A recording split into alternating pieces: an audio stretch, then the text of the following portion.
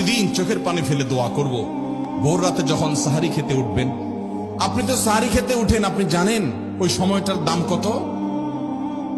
আমরা বেশিরভাগ মানুষ জানি না ভোর রাতের এই সময়টার দাম কত। আরে ভাই, এই সময়ের দোয়া 1 মিনিটের দোয়া অন্য সময়ের 100 মিনিটের সমান না।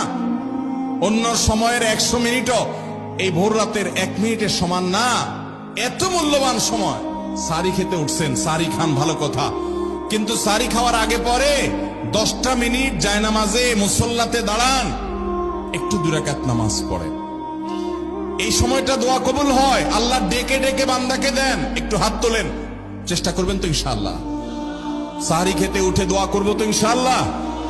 আপনার বাসার এক কোনায় চলে যাবেন, একটু আলো আধারিতে চলে যাবেন, সেখানে গিয়ে বসে আল্লাহর কাছে একটু কথা বলবেন। সিজদা চলে যাবেন, সিজদা গিয়ে আল্লাহর সাথে একটু মন খুলে কথা বলবেন। আল্লাহ, আমি অনেক গুনাহ করেছি, আল্লাহ আমি অনেক পাপিষ্ঠ। শুনেছি আপনার রাসূল জানিয়েছেন যে এই মাসে নাকি আপনি অনেক পাপিষ্ঠকে মাফ করে দিবেন। আল্লাহ, আপনি নাকি অনেক জাহান্নামে যাদের নাম চলে গেছে জাহান্নামী তালিকাভুক্ত, তাদেরকে মুক্ত করে জান্নাত দিয়ে দিবেন, আপনি নাকি ওয়াদা করেছেন। আল্লাহ, আমাকে একটু তাদের মধ্যে শামিল করে দেন। আল্লাহ, আপনি দিলে আপনার কোনো অভাব হবে না। আল্লাহর সাথে একটু কথা বলা, মুনাজাত করা ভোর রাতে করার চেষ্টা করবো তো ইনশাআল্লাহ? ঘরের এক কোনায় চলে যাবেন, সাহারিটা আগে আগে খেয়ে শেষ করবেন, আজানের এখনো 15 মিনিট বাকি। চলে যান এক কোনায়, উজু করে দাঁড়ায় যান 2 রাকাত নামাজে, চলে যান সিজদায়, একটু দোয়া করেন। নিরিবিলি জায়গা যদি বাসায় না থাকে, ছাদে চলে যান, মসজিদে আগে চলে যান, এক কোনায় চলে যান। এই সময়ের 10টা মিনিট অন্য সময়ের ঘন্টাকে ঘন্টার চাইতে মূল্যবান। চেষ্টা করবো তো ইনশাআল্লাহ?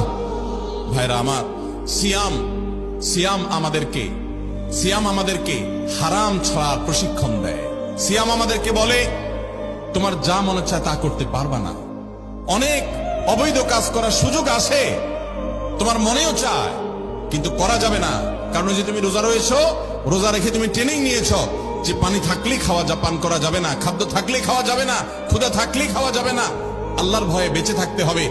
এই বিষয়টাকে সামগ্রিক জীবনে অ্যাপ্লাই যেন করি, সেই শিক্ষাটাই রমজানের রোজা আমাদেরকে দেয়। আল্লাহ আমাদেরকে সেই শিক্ষা গ্রহণ করার তৌফিক দান করুন।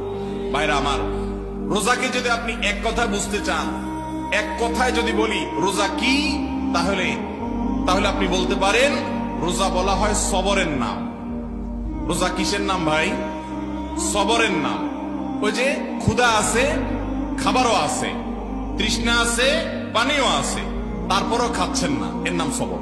এর নাম কি? ধৈর্য ধারণ করা, নিজেকে নিয়ন্ত্রণ করতে শিখা।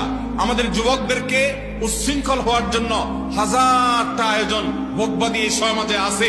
ইসলাম শুধু বলে ভোগ নয়, ত্যাগ করতে শিখো, কন্ট্রোল করতে শিখো, নিয়ন্ত্রণ করতে শিখো নিজেকে। যেখানে সেখানে ডাইরেক্ট হয়ে যাওয়া নয়, নিজেকে আটকে রাখা, নিয়ন্ত্রণ করা, সবর করা। সবর মানে শুধু বিপদে ধৈর্য ধারণ করার নামই সবর নয়।